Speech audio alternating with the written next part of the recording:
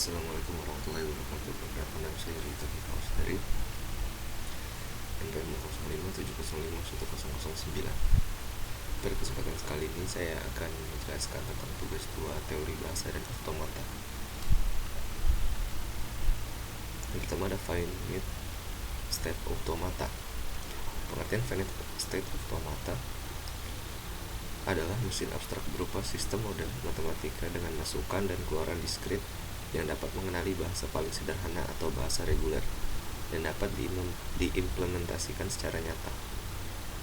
Finite State Automata atau FSA adalah model matematika yang dapat menerima input dan mengeluarkan output yang memiliki state yang berhingga banyaknya dan dapat berpindah dari suatu state ke state lainnya berdasarkan input dan fungsi transisi. Finite State Automata tidak memiliki tempat penyimpanan atau memori, hanya bisa mengingat state terkini. Finite State Automata dinyatakan oleh pasangan 5 tuple, yaitu M sama dengan key. Logo-logonya bisa dilihat ya.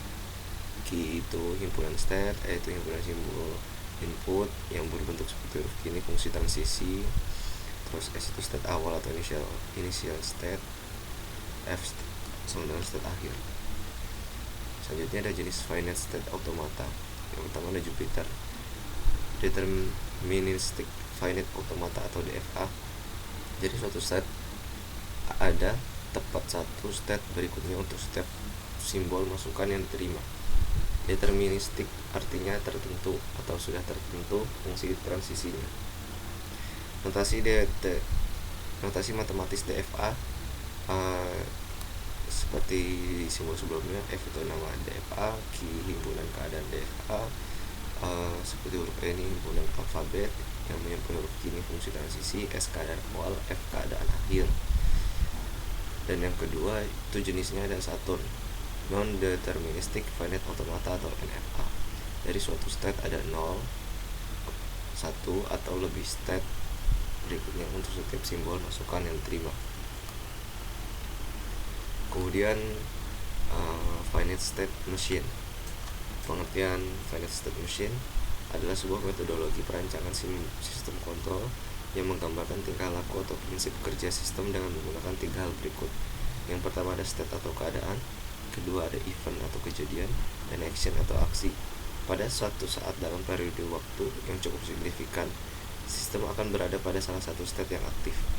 Sistem dapat beralih atau bertransisi menuju state lain jika mendapatkan masukan atau event tertentu, baik yang berasal dari perangkat luar atau komponen dalam sistemnya itu sendiri. Transisi keadaan ini umumnya juga disertai oleh aksi yang dilakukan oleh sistem ketika menanggapi masukan yang terjadi. Aksi yang dilakukan tersebut dapat berupa aksi yang sederhana atau melibatkan rangkaian proses yang relatif kompleks. Dikutip dari Setiawan tahun 2006.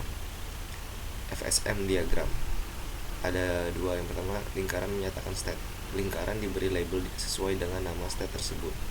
Adapun pembagian lingkaran adalah yang pertama, lingkaran bergaris tunggal berarti state sementara, dan lingkaran bergaris ganda berarti state akhir. Dan yang kedua ada anak panah, menyatakan transisi yang terjadi. Label di anak panah menyatakan simbol yang membuat transisi dari satu state ke state lain. Satu anak panah diberi label start untuk menyatakan awal mula transisi dilakukan. Secara formal, FSM dinyatakan oleh 5 tuple atau seperti di finite state automata sebelumnya ya. Itu ada key himpunan state atau kedudukan, yang menyebutkan huruf E ini himpunan simbol input atau masukan atau abjad, yang menyebutkan huruf Q itu fungsi transisi, S itu state awal atau kedudukan awal, dan F itu himpunan state akhir. Metode utama SFM itu ada 2. Yang pertama ada Moore machine, adalah tipe dari FSM di mana output dihasilkan dari state. Pada gambar di atas mencontohkan di mana state mendefinisikan apa yang harus dilakukan. Keluaran pada Moore machine diasosiasikan sebagai state. Dan pada penelitian ini penulis menggunakan Moore machine. Dikutip dari Brownlee tahun 2010 dan Haryanto 2004. Dan metode yang kedua ada Mersenne machine, berbeda dengan Moore machine di mana keluarannya merupakan hasil dari transisi antar state menurut Brownlee tahun 2010, Keluaran pada Merlin Machine diasosiasikan sebagai transisi menurut Haryanto tahun 2004. Mungkin sekian dari penjelasan saya kali ini, kurang lebihnya mohon dimaafkan. Wassalamualaikum warahmatullahi wabarakatuh.